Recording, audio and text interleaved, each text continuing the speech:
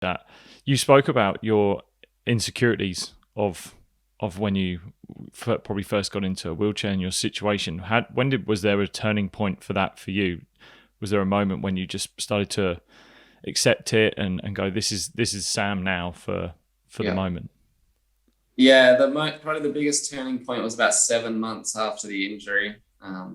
I was it was April, around April of 2017, and my brother had been living here in San Diego with us and his wife, and my mum was back and forth as well, basically from January, and my dad and I'd just been hell-bent on recovery. Like, it was every day was just stay in the house and do rehab. And when I wasn't doing rehab, it was like lay in bed and visualize and try to make a movement or do something. And I didn't want to leave the house. I didn't have much self-confidence, and I didn't really want to be seen with a lease in public because I just felt like everyone was looking like, I just felt like people were looking at her like, oh, poor her, she's with him, or like, why is he with her? And because at that point, I had to be pushed up hills. I wasn't strong enough to push myself around most places,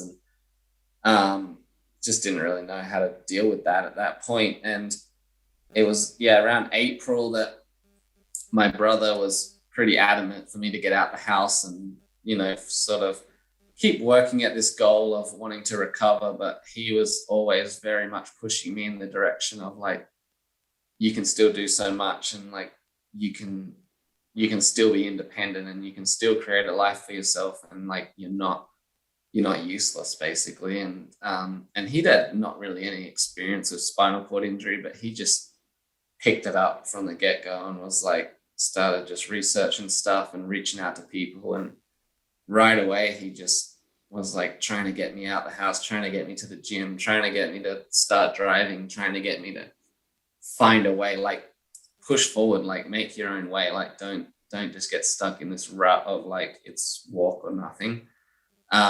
So anyway, it was around April that he knew that I loved NASCAR, and there was a NASCAR race about 2 hours away in Fontana, and he was like, we're going to this race. So he'd called a friend of mine that worked in the industry and organized these tickets, and organized basically throwing me in the car and driven up there and said like, we're going. And the guy who got the tickets, he'd organized like this full VIP sort of thing, meet and greets with all these drivers, and which I was pretty insecure about at that time, because still at that point, everyone introduced me as Sam, the BMX world champion. And I can tell, like, when people do that, the other guys looking back, like, well, how does that work? Like, yeah. And like, well, why, they obviously don't ask.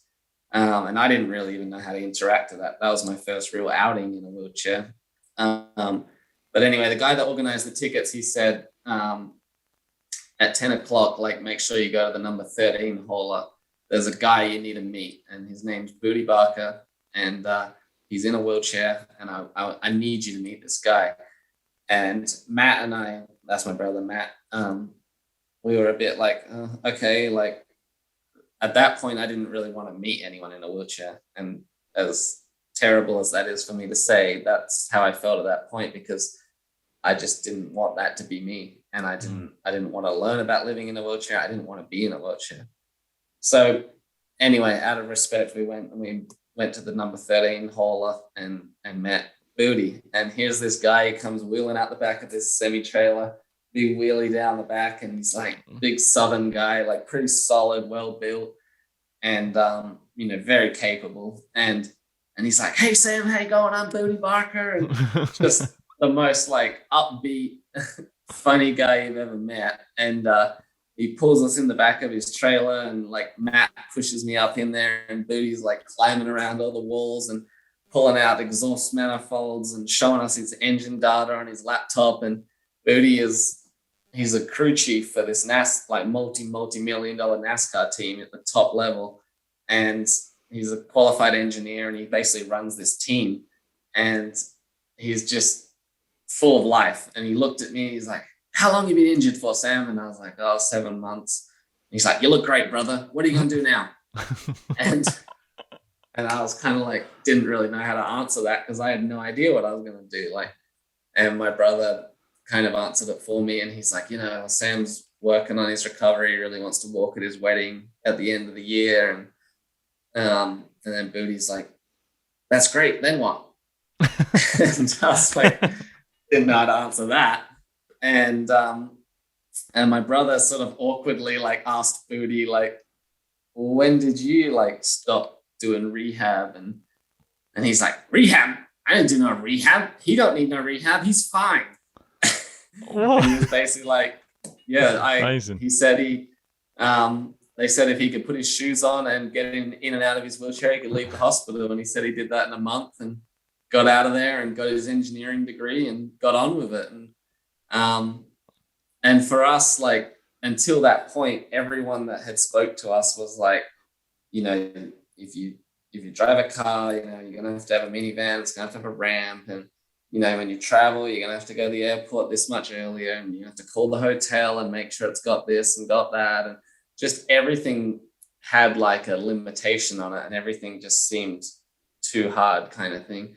And like independence just kind of fell out of the picture at that point. And I just felt like I was kind of like this object that everyone had to keep alive in many ways. And Bootie was just kind of like, nah, like, he's like, you want to drive an F-350? He's like, you get yourself strong, get up in it. And wow. he was just so, lived his own life, was very independent. I mean, he traveled 36 weekends a year to these NASCAR events and telling us he drives an F-350 and how high his bed is and stays in normal hotels and just does what he wants. And then he's like, do you work out? And I was like, I used to love going to the gym, but no, not really anymore, like, obviously. And he's like, oh, you're going to have to go to the gym, brother. He's like, me? I bench 140 kilos and I do pull-ups. He's like, you're going to have to get strong, brother. You're going to be pulling yourself around a lot. And then he looked at my brother and he said, here's the deal. Me and him, we're the same as you. We're just going to have to drag ourselves around a little more. And wow. Those were the words that I lived by basically from that day forward. Was like, me and Matt left that NASCAR event and we went back to the hotel and we're like all motivated, like, let's figure out how to get you in the bathtub and like, let's figure out how to make you get in bed yourself. And that was like, I went home from there that day with this whole new energy of like, I'm just going to be what I want to be and figure it out. And I had to start small, like brushing my own teeth again, like putting my own shoes on, getting myself in and out of bed and start driving a car again, learn how to pull my wheelchair in and just figure it out. And me and Matt started going to the gym again. And from that point forward, I just really took the knowledge I learned in hospital of the stuff you have to know about spinal cord injury and the stuff you have to be aware of. But for the most part, just find my own way at that point. Yeah.